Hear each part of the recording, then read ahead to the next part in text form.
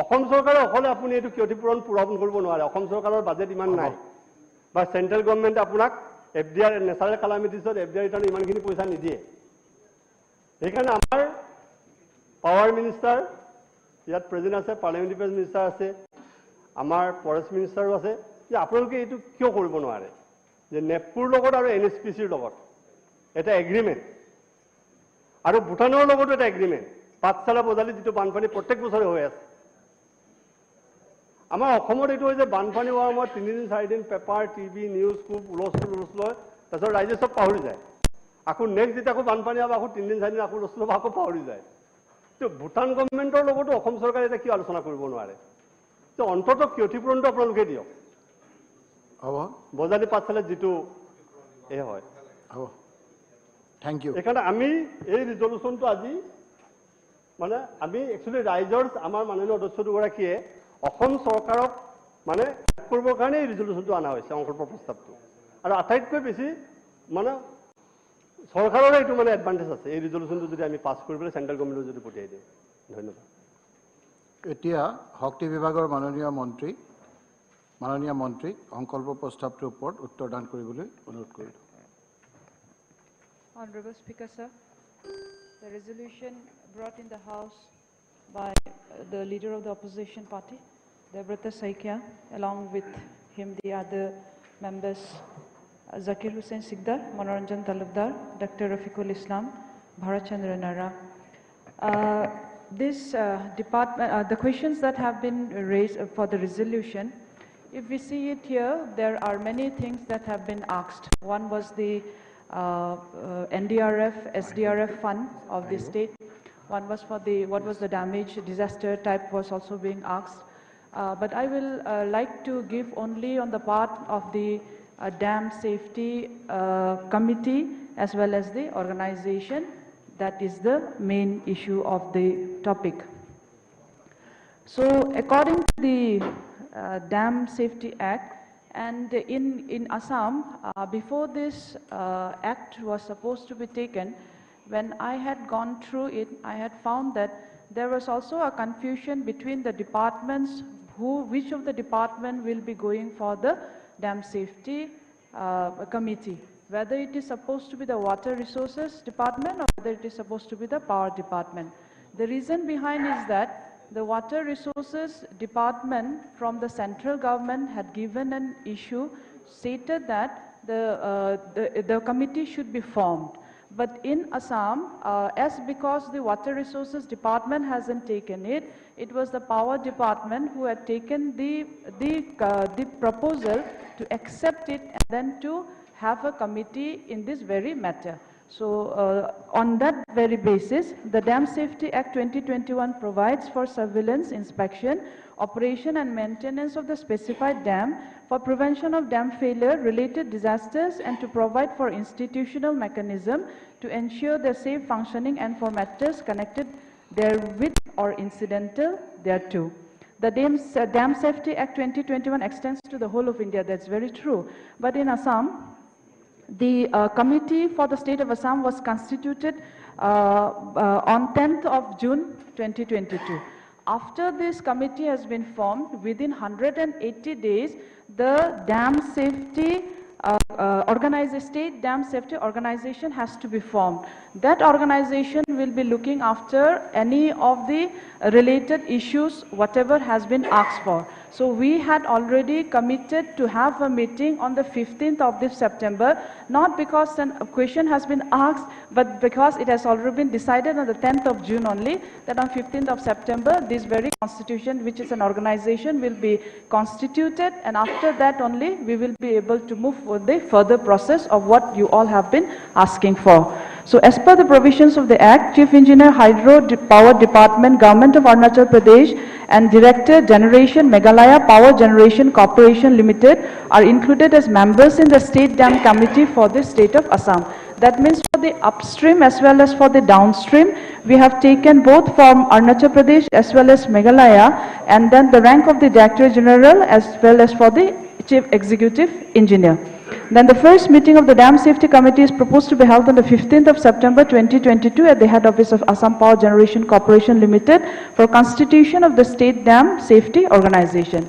As per clause 37 of the chapter 8 of the Act, without prejudice to the provisions of this Act or liability of the owner of the specified dam and other organization or authorities under this Act, every owner, organization and authority shall render necessary assistance if so required by any authority under any law for the time being in force to meet or mitigate any disaster or emergency arising out of the specified dams. So hence it is being said, the compensation that has to be given is not being directly acted, but once the organization will be formed, then only it will be able to look after the compensatory part of the issues that you have raised for. Besides this, the other thing that has been raised was for the state, for the country of Bhutan that you have asked for.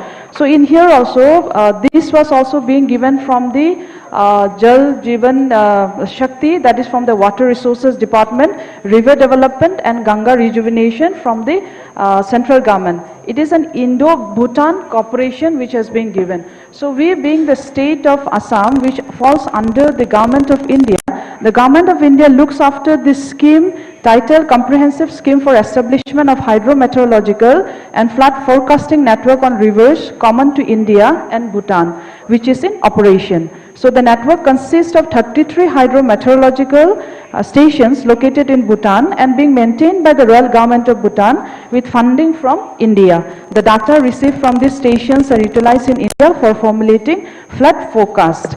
So the joint experts team consisting of senior officials from the government of India and royal government of Bhutan continuously reviews the progress and other requirements of a network of 32 hydrometeorological sites in the catchment rivers of Puthimari, Bagladia, Shankos, Manas, Raidak, Torsa, Jaldakha common to India and to Bhutan. So far, JET has met 35 times alternatively in India and Bhutan since its reconstitution in 1992, and the last JET meeting was on 35th meeting was held in Paro, Bhutan during 6th and 7th March 2019. After that, a joint group of experts of flood management has been constituted between India and Bhutan to discuss and assess the probable cause and effects of the recurring floods and erosion in the southern foothills of Bhutan and adjoining plains in India, and recommended to both governments appropriate and mutual acceptable remedial measures. So 9 meetings of JE have been held so far, and this was in 2020 at Bhutan. So in accordance with the decision taken during the first meeting of JCG, a joint technical team on flood management between the two countries was constituted. The purpose of JIT is to assess the field situation and provide technical support to JCG on flood management. 6 meetings of JIT have held so far. The 6th meeting of JIT was held during 12th or 13th of September 2029 at Jalpaiguri in India. So after the questions after the resolutions that have been brought, and then we have gone through this, we also thought that as an Assam, we should also have the status of the report what India government has taken it. So we will take into account of what was being said, because this is a very important topic which has brought into the house, because Assam has been always flooded. But at the same time, when we say Assam has been always flooded, every time we will not be giving the thing to the dam, saying that because of the construction of the dam and all, the Assam has been flooded. We can also say of the climatic changes that happens in and over and out. So this year, wherever the flood has happened, we had seen the climatic changes have taken place. And then we had an early season of rain also in Assam in this year. So accordingly, at the same time, if we don't go for the hydroelectric projects also, electricity is also again required. So in a vice versa, one thing we require, another thing we cannot discard it. So as of a whole, we will see to it what are the steps that can be taken into account. And I say that this resolution which you have brought it to here should be taken it off, or can be going for the next, can go for the next discussion also. Thank you so much. Thank you. এতিয়া মাননীয় অধ্যক্ষ দেৱব্ৰত হয় কি আপোনালোকে সংকল্প প্ৰস্তাৱটো প্ৰত্যাহাৰ কৰিবনে? হয়, মাননীয় মন্ত্ৰী মহোদয়, আমাৰ মাননীয় অধ্যক্ষ মহোদয়, মন্ত্ৰী মহোদয় গোটেই নতুনকৈ আমাৰ অসমতো ডেম ছেফটি এক্টৰ অধীনত যি বোৰ্ড গঠন কৰিব লাগে সেইখিনি কৰাৰ কথা কৈছে। আমি আশা কৰিছোঁ আগন্তুক সময়ত যি ভাৰত চৰকাৰে যেনেকৈ সহায় সহযোগ আগবঢ়াব লাগে সেইখিনি অসম চৰকাৰ পাবলৈ সক্ষম হ'ব। ইয়াৰ লগতে অন্যতম গুৰুত্বপূৰ্ণ কথাটো যে মই অকণমান সোঁৱৰাই দিব বিচাৰিছোঁ যে ভাৰত চৰকাৰে ভূটানৰ লগত সহযোগ কৰি 10,000 কিলোৱাট মেগাৱাট পাৱাৰ উৎপন্ন কৰাৰ কথা আৰু এইখিনি কৰিবলৈ যাওঁতে 60 কিলোৱাটৰ 60 মেগাৱাটৰ পৰিচয়টোৱে জ্বলা-কলা খুৱাইছে। সেই গতিকে খুজি কিল খোৱা ব্যৱস্থাটো হ'ব নালাগে, কাৰণ আমাৰ যি চেণ্ট্ৰেল ৱাটাৰ কমিশ্যন, সেই চেণ্ট্ৰেল ৱাটাৰ কমিশ্যনক মই RTI কৰিছিলোঁ, তেওঁলোকেই ভূটানৰ প্ৰজেক্ট ৰিপৰ্টবিলাক বনায় হাইড্ৰ' পাৱাৰৰ, কিন্তু তেওঁলোকে কোনো তথ্য দিবলৈ সক্ষম নহ'ল যে ইয়াৰ downstream environmental impact assessment report বা কিবা কিবি তেওঁলোকে কৰিছিল নে নাই। সেই গতিকে আগন্তুক সময়ত যাতে আমাৰ ভাৰত চৰকাৰৰ সহযোগত ভূটানত দুয়োখন দেশৰ উইন উইন চিটুৱেশ্যনৰ কাৰণে হ'বলগীয়া পাৱাৰ প্ৰজেক্টৰ দ্বাৰা অসম জলমগ্ন হৈ অসমৰ ধ্বংস নহয়, এই কথাটোত গুৰুত্ব দিব বুলি আশা কৰিলোঁ। আৰু যিহেতু নতুনকৈ কামখিনি যি ডেম ছেফটি বোৰ্ড গঠন কৰি পেলাই কৰিম বুলি কৈছে, মই সেই গতিকে সদ্যহতে এই প্ৰস্তাৱটো প্ৰত্যাহাৰ কৰিছোঁ। Thank you. এতিয়া সংকল্প প্ৰস্তাৱটো প্ৰত্যাহাৰৰ বাবে অনুমতি দিয়াত সদনৰ সমৰ্থন আছেনে? সদনৰ সন্মতি সাপেক্ষে সংকল্প প্ৰস্তাৱটো প্ৰত্যাহাৰ কৰা হ'ল।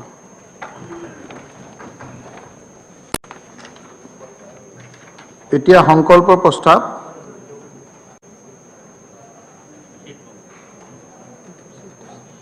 এজেণ্ডা নম্বৰ 8খ হাফিজ বছিৰ আহমেদ আৰু আমিনুল ইছলাম জ্যেষ্ঠ, হাফিজ ৰফিকুল ইছলামৰ নামত আছে। আপোনালোকে সংকল্প প্ৰস্তাৱটো দাঙি ধৰিবলৈ অনুৰোধ কৰা হ'ল। মাননীয় সভাপতি মহোদয়, আমি অসম বিধানসভাৰ কাৰ্য পৰিচালনা বিধিৰ 115 নম্বৰ নিয়মৰ অধীনত আমি নিম্নলিখিত সংকল্প প্ৰস্তাৱটো উত্থাপন কৰিব বিচাৰিছোঁ। Thank you. অসমৰ চৰ চাপৰিসমূহত দীৰ্ঘদিন ধৰি বসবাস কৰি থকা লোকসকলে আধুনিক মানৱীয় সা সুবিধাৰ পৰা বঞ্চিত হৈ এক দুৰ্বিষহ পৰিস্থিতিত জীৱন যাপন কৰি আছে। অধিকাংশ ভূমিহীন আৰু গৰাখহনীয়া আক্ৰান্ত লোকে বিগত কেইবা যুগ ধৰি চৰ চাপৰিসমূহত আশ্ৰয় লৈ আছে যদিও আধুনিক শিক্ষা, স্বাস্থ্য, যোগাযোগ, যাতায়াত আদি সা সুবিধাৰ পৰা বঞ্চিত হৈ আছে। চৰ চাপৰিসমূহ জৰীপ কৰি তাত দীৰ্ঘদিন ধৰি বসবাস কৰি থকা লোকসকলৰ সৰ্বাংগীন কল্যাণ আৰু আৰ্থসামাজিক উন্নয়ন সুনিশ্চিত কৰাৰ স্বাৰ্থত চৰ উন্নয়ন বিভাগৰ সুকীয়া মন্ত্ৰালয় আৰু সচিবালয় স্থাপন কৰা হওক। মাননীয় অধ্যক্ষ মহোদয়, এই বিষয়টো আমি বিগত কেইবাটাও সেশনত আমি সংকল্প প্ৰস্তাৱ উত্থাপনৰ কাৰণে নোটিছ দিছিলোঁ, কিন্তু দুৰ্ভাগ্যক্ৰমে পূৰ্বে কেতিয়াও আমাৰ এই সংকল্প প্ৰস্তাৱটো সদনৰ মজিয়াত আমি উত্থাপন কৰিব পৰা নাছিলোঁ। আৰু আজি আমি যিহেতু এই সংকল্প প্ৰস্তাৱটো উত্থাপন কৰাৰ সুবিধা পাইছোঁ, আপুনি আমাক সুযোগ দিলে, গতিকে এই বিষয় সংক্ৰান্তত কেইটামান কথা মই ক'ব বিচাৰিছোঁ। প্ৰথম কথা হ'ল যে চৰ চাপৰিত যি 31 লাখ লোকে বসবাস কৰে, এই 31 লাখ লোকৰ অধিকাংশই মাইনৰিটি হ'লেও চৰ চাপৰিত কিছু জনজাতীয় লোকেও বসবাস কৰে। কিছুমান চৰ এলেকাত মিচিং বা নেপালী বা কিছু পৰিমাণে ৰাভা, বড়ো, অন্যান্য জনগোষ্ঠীৰ কিছু লোক চৰ চাপৰিত আছে। কিন্তু অধ্যক্ষ মহোদয়, দুৰ্ভাগ্যৰ কথাটো হ'ল চৰ চাপৰিৰ লোকসকলৰ কল্যাণৰ কাৰণে যিটো ফাণ্ড এলোকেশ্যন কৰা হয়, সেইটো যায় মাইনৰিটি ৱেলফেয়াৰ ডিপাৰ্টমেণ্টৰ পৰা। চৰ চাপৰিৰ চৰ অঞ্চলৰ লোকৰ কাৰণে কোনো ছেপাৰেট বাজেট এলোকেশ্যন নাই। আৰু তাত যদিও মাইনৰিটি মানুহৰ বাহিৰে অন্য কিছু জনগোষ্ঠীৰ লোকো আছে, কিছু ট্ৰাইবেল জনগোষ্ঠীৰ লোকো চৰ চাপৰিত আছে, নেপালী জনগোষ্ঠীৰ লোকো আছে, কিন্তু চৰ এলেকাৰ কল্যাণৰ বা চৰ অঞ্চলৰ লোকৰ যিবিলাক চৰ কল্যাণৰ আঁচনি সকলো মাইনৰিটি ৱেলফেয়াৰ ডিপাৰ্টমেণ্টৰ পৰা যায়। এই বিষয়টো পূৰ্বেও মই অসম বিধানসভাৰ পবিত্ৰ মজিয়াত ছাপ্লিমেণ্টাৰী কুৱেশ্যনত পূৰ্ব চৰকাৰৰ দিনতো মই এই কথাটো ৰিমাইণ্ড কৰিছিলোঁ যে চৰৰ 31 লাখ মানুহৰ কাৰণে ছেপাৰেট বাজেট এলোকেশ্যন আৰু ছেপাৰেট মন্ত্ৰালয় ছেপাৰেট সচিবালয় স্থাপন হ'ব লাগে। এইকাৰণেই হ'ব লাগে অধ্যক্ষ মহোদয় সংখ্যাটো একেবাৰে কম নহয়। 31 লাখ জনগোষ্ঠীৰ লোক য'ত চৰ এলেকাত থাকে, অসমত বহুকেইটা জনগোষ্ঠীৰ ডেভেলপমেণ্ট কাউন্সিল আছে বা বহুকেইটা জনগোষ্ঠীৰ নামত বোৰ্ড বা কাউন্সিল আছে, যি জনগোষ্ঠীত হয়তো 31 লাখ জনসংখ্যা নাই, সেইবিলাক জনগোষ্ঠীৰ কাৰণে ডেভেলপমেণ্ট কাউন্সিল আছে। কিছুমান জনগোষ্ঠীৰ 15 লাখ 8 লাখ 10 লাখ 12 লাখ জনসংখ্যা থকা জনগোষ্ঠীৰ ডেভেলপমেণ্ট কাউন্সিল আছে। কিন্তু চৰ অঞ্চলত যে 31 লাখ লোকে বসবাস কৰে, এই লোকসকলৰ কাৰণে এটা বাজেট এলোকেশ্যন ছেপাৰেট নাই, ছেপাৰেট মন্ত্ৰালয় সচিবালয় নাই। এই কথাটো এটা পৰিতাপৰ কথা। আৰু এটা কথা হ'ল যে অধ্যক্ষ মহোদয়, যে চৰ চাপৰিৰ চৰৰ লোকসকলৰ কাৰণে চৰ উন্নয়ন বিভাগৰ পৰা যিবিলাক আঁচনি বিগত 30-40-50 বছৰত আমি দেখা পালোঁ, আঁচনিবিলাকৰ নামত বছৰত যিকেইটা টকা দিয়া হয়, টকাটো মই আগতেই কৈছোঁ মাইনৰিটি ৱেলফেয়াৰ ডিপাৰ্টমেণ্টৰ পৰাহে দিয়া হয়। চৰ এলেকাৰ নামত কোনো ছেপাৰেট এলোকেশ্যন নাই। আৰু যি কেইটামান টকা দিয়া হয়, সেই টকাৰে কি কৰা হয়, কেইটামান দমকল নহ'লে পাৱাৰ পাম্প, যোৱা চৰকাৰৰ দিনত দিয়া হৈছিল ছাতি, চাইকেল বা চিলাই মেচিন, এনেধৰণৰ কিছুমান বস্তু দিয়া হয়। যিবিলাক বস্তুৱে এই জনসাধাৰণৰ তেওঁলোকৰ অলৰাউণ্ড ডেভেলপমেণ্ট, সৰ্বাংগীন উন্নয়ন, শিক্ষা, স্বাস্থ্য, সংস্থাপন বা তেওঁলোকৰ স্কিল ডেভেলপমেণ্ট, এই ক্ষেত্ৰত কোনো সহায়তা নকৰে। কেইটামান ছাতি, চাইকেল বা চিলাই মেচিন এনেকুৱা কেইটামান বস্তু দি ক্ষান্ত থাকে।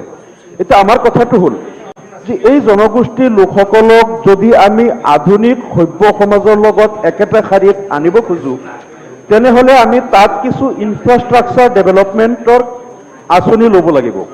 আৰু ইনফ্ৰাষ্ট্ৰাকচাৰ ডেভেলপমেণ্ট কৰিবলৈ যাওঁতে চৰ অঞ্চলত আমি হয়তো ৰাস্তা ঘাটৰ উন্নয়ন, দলং নিৰ্মাণ, যাতায়াত, যোগাযোগ আৰু শিক্ষানুষ্ঠান আৰু স্বাস্থ্যকেন্দ্ৰ বা অন্যান্য আধুনিক উপকৰণবিলাক তাত আমি কিছু উপলব্ধ কৰাব লাগিব।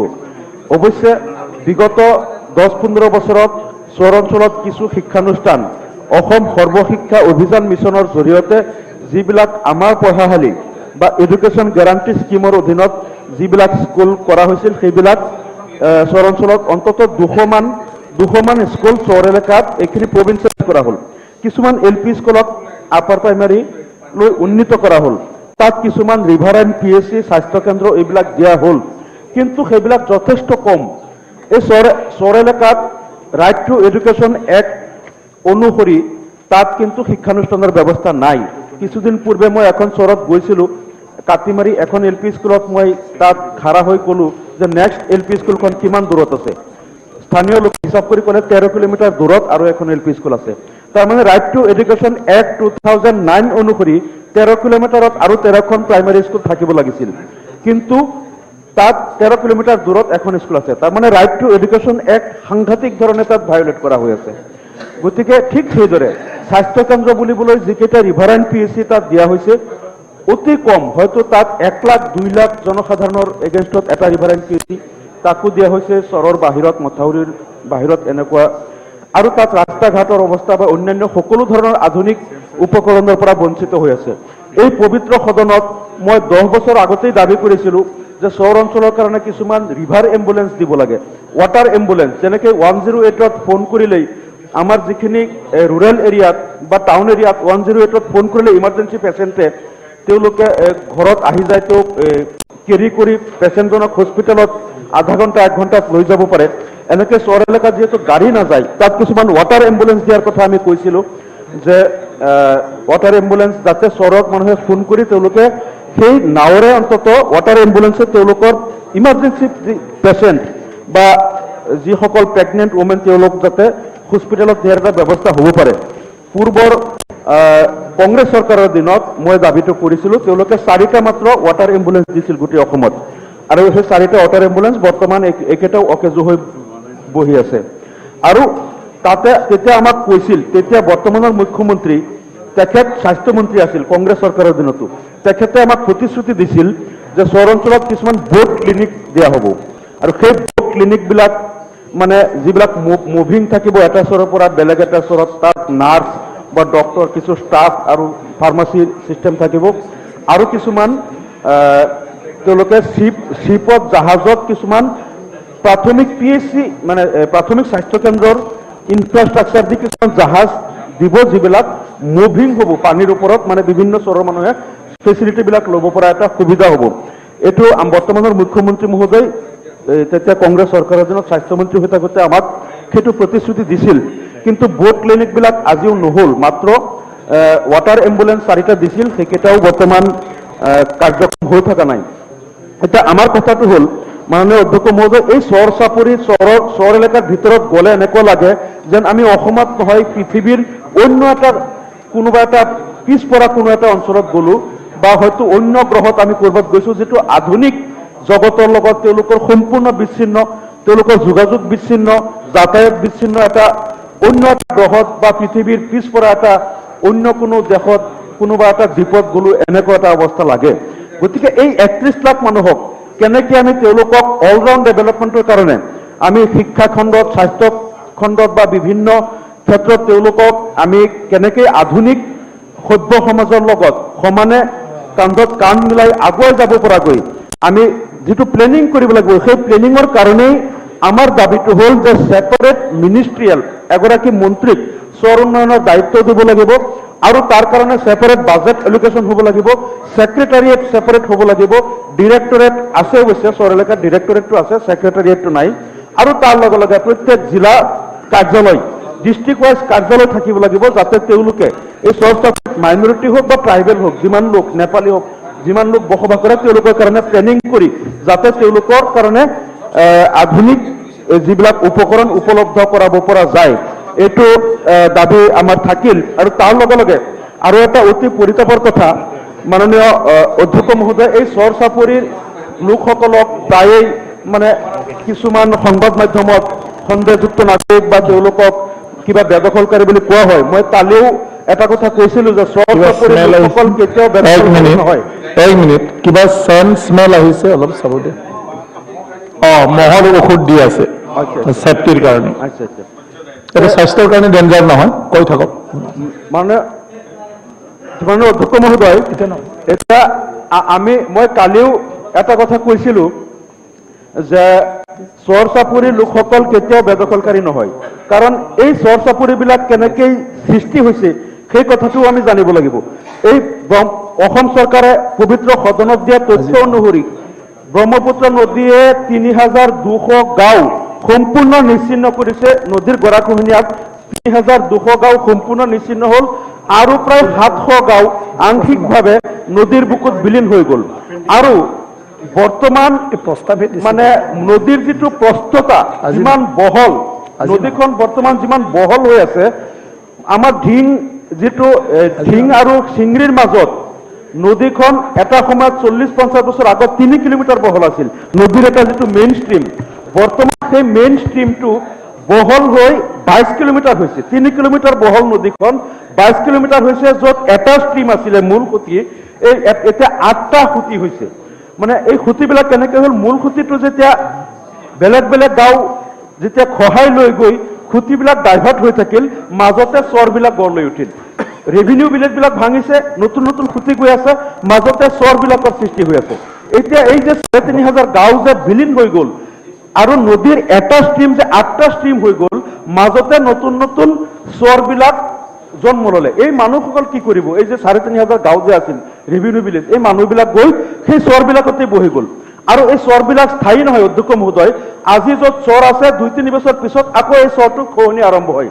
আকৌ আজি য'ত চৰ আছে 10টা চৰ ভাঙি গ'ল, অহা বছৰলৈ আকৌ নতুনকৈ 10টা চৰ তাত জন্ম হ'ল।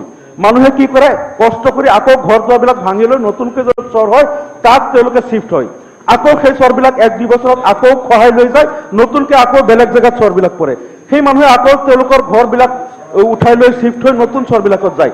এনেকৈ এই লোকসকল 40, 50, 60, 70 বছৰ মানে এই প্ৰকৃতিৰ লগত যুদ্ধ কৰি কৰি এজন মানুহে বুঢ়া মানুহে মুখ ধৰি কান্দিছিল, কৈছিল ছাৰ 3 বছৰত 7 বাৰ আমাৰ ঘৰ ভাঙি লৈ যাব লগা হ'ল। মই ভাবো হ'ব আজি চৰবিলাক যিহেতু স্থায়ী নহয় আৰু বাৰে বাৰে চৰবিলাকৰ ভৌগোলিক স্থিতিবিলাক পৰিৱৰ্তন হৈ থাকে, মানে চৰবিলাক খহাই লৈ যায়, নতুন নতুন চৰৰ সৃষ্টি হৈ থাকে, মানুহবিলাকে নিজৰ ৰেচিডেন্সটো শিফ্ট কৰি তাত যাব লাগে। গতিকে এই লোকসকল যেতিয়া এনেকৈ বাৰে বাৰে প্ৰকৃতিৰ লগত যুদ্ধ কৰি তেওঁলোকে জীৱন সংগ্ৰাম কৰি যাব লগা হয়, তাৰ পিছত এই লোকসকল, সেইকাৰণে মই কালি কৈছিলো যে চৰ চাপৰি লোকসকল বেদখলকাৰী নহয়। এই যে 3,500 গাঁও যে উঠাই লৈ গ'ল, লোকসকল তাতেই যুদ্ধ কৰি আছে। আজি ইয়াত ৰেভিনিউ মিনিষ্টাৰ তেখেত আছে, তেখেতৰ নিশ্চয় মনত আছে যোৱা সেশনত মই এটা প্ৰশ্ন উত্থাপন কৰিছিলো যে ইয়াত আৰু এটা ভৌগোলিক ইছ্যু হৈ গ'ল। ইছ্যুটো হ'ল যে স্বাধীনতাৰ সময়ত শোণিতপুৰ আৰু নগাঁও জিলাৰ যিটো বাউণ্ডাৰী আছিলে নদীখন, এই নদীখন আৰু প্ৰায় 18 কিলোমিটাৰ আগুৱাই আহিল, মানে খহাই নগাঁও আৰু মৰিগাঁও জিলাৰ 18 কিলোমিটাৰ খহাই লৈ গ'ল। এতিয়া নদীয়ে যিমানেই খহাই লৈ গৈ আছে এইখিনি শোণিতপুৰ জিলাৰ বুলি ধৰি লয়, আৰু এতিয়া যে ইয়াত যিমান চৰ সৃষ্টি হৈছে এইবিলাক শোণিতপুৰ জিলাৰ বুলি ধৰি শোণিতপুৰ জিলা এডমিনিষ্ট্ৰেশ্যনে এই লোকসকলক নোটিছ দি আছে যে আপোনালোক নগাঁও জিলাৰ মানুহ আঁতৰি যাওক, এইখিনি আমাৰ শোণিতপুৰৰ মাটি। কথা হ'ল নগাঁও টাউন যদি খহাই লৈ যায় তেনে নগাঁও টাউনটো শোণিতপুৰত পৰি যাব। এই কথাটো ৰেভিনিউ মিনিষ্টাৰক আমি তেতিয়া অনুৰোধ কৰিছিলো যে সেই স্বাধীনতাৰ সময়ত যিটো বাউণ্ডাৰী আছিল নদী, সেইটোকে ধৰক। এতিয়া চৰবিলাক নগাঁও জিলাৰ চৰ, ৰেভিনিউ ভিলেজবিলাক খহাই চৰ হ'ল, মানুহবিলাক নগাঁও জিলাৰ মানুহ তাত বহিছে, শোণিতপুৰৰ জিলাই নোটিছ দিলে এইটো এটা মানে বস্তুটো এটা অসামঞ্জস্য কিবা এটা হয়। গতিকে ৰেভিনিউ মিনিষ্টাৰে তেতিয়া আশ্বাস দিছিলে আমাক যে আমি এই বিষয়টো আমি মুখ্যমন্ত্ৰী মহোদয়ৰ লগতো আলোচনা আমাৰ হৈছিলে, তেখেতে কৈছে আমি এইটো আলোচনা কৰি সলিউশ্যন কৰিম। এতিয়া এই লোকসকলে য'ত প্ৰকৃতিৰ লগত যুদ্ধ কৰি মানে ইয়াতে 40-50 বছৰ ধৰি তেখেতসকলে ফাইট কৰি ইয়াত জীয়াই আছে, এতিয়া যদি তেওঁলোকক আকৌ নোটিছ দিয়ে, এনেই তেওঁলোকে বাৰে বাৰে ঘৰ সলাই থাকিব লগা হৈছে। ইফালে চৰ ভাঙে, নতুনকৈ পৰে, ইফালে খহাই, সিফালে পৰে।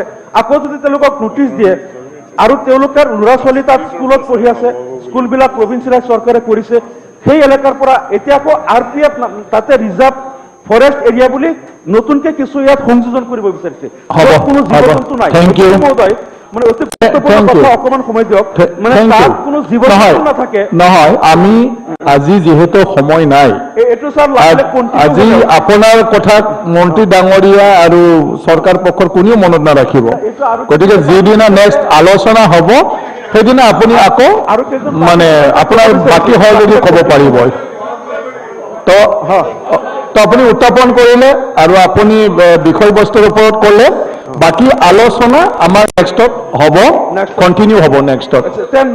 গতিকে আজি উত্থাপন কৰা হৈ গ'ল আৰু আলোচনা কণ্টিনিউ হৈ থাকিব। গতিকে দি হাউচ এডজৰ্ন টিল 9:30 AM on 14/9/2022.